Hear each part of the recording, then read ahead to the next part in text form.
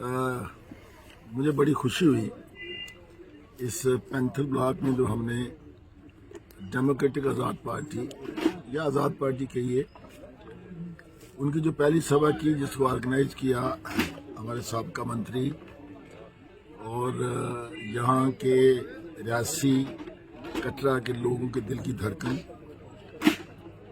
जुगल किशोर शर्मा जी, इन्होंने ऑर्गेनाइज किया और मुझे भी आमंत्रित किया। मैं इनका आभारी हूँ और मुझे यहाँ आकर के बहुत खुशी हुई कि यहाँ जितने भी लोगों ने अपनी बातें करी उसमें ज़्यादातर मुद्दे जो उठाए गए वो बीजेपी सरकार ने जो यहाँ यूटी बनाई, जो केंद्र शासित प्रदेश बनाया, बीजेपी के खिलाफ लोगों ने बातें करी, करप्शन की बातें हुई, अनएम्प्लॉयमेंट की बातें हुई, महंगाई की, और लोगों ने ये महसूस किया कि हमारे साथ बहुत धोखा हुआ। जो 5 अगस्त 2019 में जब जम्मू कश्मीर रियासत को जो एक सरताज रियासत थी, उस रियासत का दर्जा नीचे ला करके उसको एक यूटी बना दिया गया, केंद्र शासित प्रदेश बनाया गया, जो बिल्कुल टेक्निकली गलत बात है। किसी यूटी को प्रमोट किया जा सकता है, ना कि रियासत को डिमोट करना चाहिए। एक बात तो ये है। दूसरी बात, यहाँ डेवलपमेंट की बात करते हुए लोगों ने कहा कि क्योंकि बीजेपी केवल बातें कर रही है, डेवलपमेंट की बात नहीं करते, और डेवलपमेंट का मसीहा केवल गुलाम नबी आज़ाद है, जो उस समय हमारे मुख्यमंत्री रहे, 2.5 साल मुख्यमंत्री रहे, जिन्होंने 8 जिले क्रिएट किए, जिन्होंने तहसीलें बनाई, नियाबतें बनाई, पटवारें बनाई और लोगों को राहत मिली।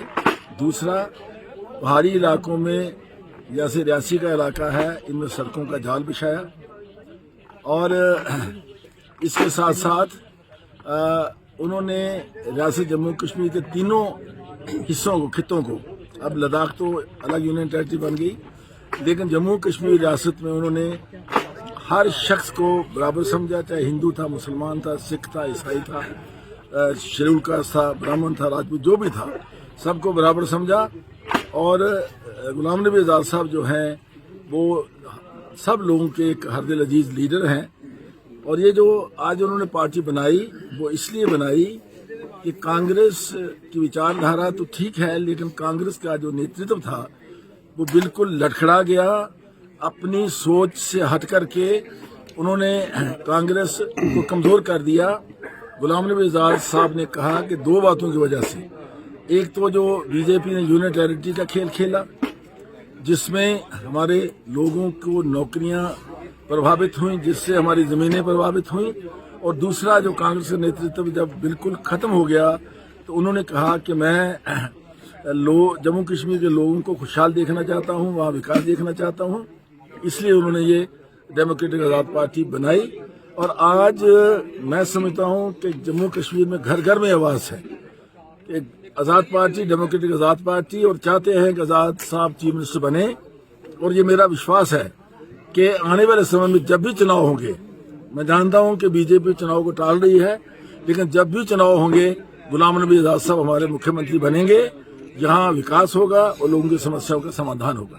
सर, डेमोक्रेटिक आज़ाद पार्टी की आप बात कर रहे हैं, लेकिन अभी कुछ ही महीने हुए बनाए हुए, और डेमोक्रेटिक शब्द पे आपत्ति भी अब जताई जा रही है। जो मामला है डेमोक्रेटिक शब्द को लेकर आपत्ति आई है। देखिए, कोई आपत्ति नहीं है। हमेशा जब नई पार्टी बनती है तो उसका फाइनल जो अप्रूवल है वो इलेक्शन कमीशन ऑफ इंडिया देता है, और उसमें काफ़ी रूल्स एंड रेगुलेशंस हैं। हम उन रूल्स रेगुलेशन के में से गुजर रहे हैं, तो और भी हमने नाम वहाँ दिए हैं, तो देखेंगे कि इलेक्शन कमीशन कौन सा नाम अप्रूव करता है। लेकिन बेसिकली जो भी हमारा नाम होगा, आज़ाद साहब का नाम उसमें होगा, आज़ाद पार्टी। आज़ाद पार्टी का मतलब ये नहीं है गुलाम नबी आज़ाद का नाम।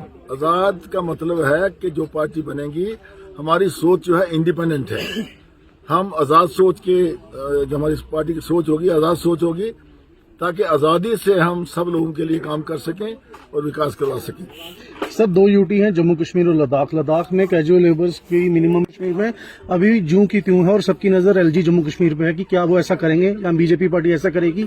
आपका क्या टेक है? मैं समझता हूं कि बीजेपी की ये कमजोरी है। लोगों को दिखाने के लिए वो कहते हैं कि एलजी जो है वो हमारा है, जो हमने लाया हुआ है, जो वो कहते हैं बीजेपी वाले।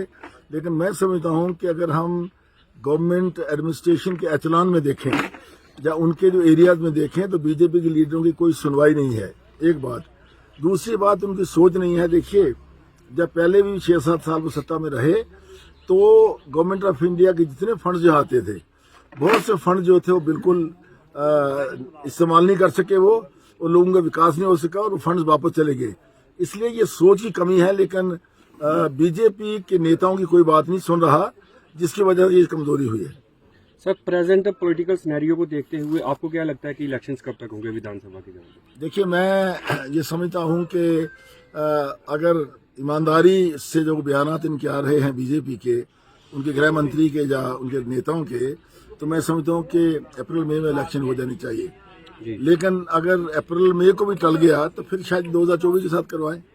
लेकिन हम डिमांड करते हैं, डेमोक्रेटिक आजाद पार्टी, हम ये डिमांड करते हैं कि इमीडिएट इलेक्शन हो, स्टेट होल्ड वापस हमें स्टेट दिया जाए, स्टेट वापस दी जाए और इलेक्शन जो इमीडिएटली हो, और ताकि लोगों की समस्याओं का जो है वो समाधान हो सके। और ये भी मैं कहना चाहता हूं कि गुलाम नबी आजाद साहब ही एक ऐसे शख्स हैं जो इस रियासत के दर्जे को वापस लाएंगे, और बाकी बात जो लोग बातें कर रहे हैं उनमें कोई इतना उनका कोई आधार नहीं है। सर, डीएपी की टक्कर एनसी, कांग्रेस या फिर बीजेपी, किसके साथ होगी? देखिए, ये कहना किबलत वक्त कहना बहुत मुश्किल है। एनसी के कुछ अपना एरिया है, उसका बीजेपी का कुछ अपना एरिया है, लेकिन डेमोक्रेटिक आजाद पार्टी का मैं कहूँगा सारी रियासत में आजाद साहब का आधार है। इसलिए वो यहाँ जहाँ कोई भी पार्टी का कैंडिडेट मजबूत होगा उसके साथ हमारी टक्कर होगी। लेकिन हम हर जगह हैं, हर जगह फाइट देंगे हम। Thank you sir.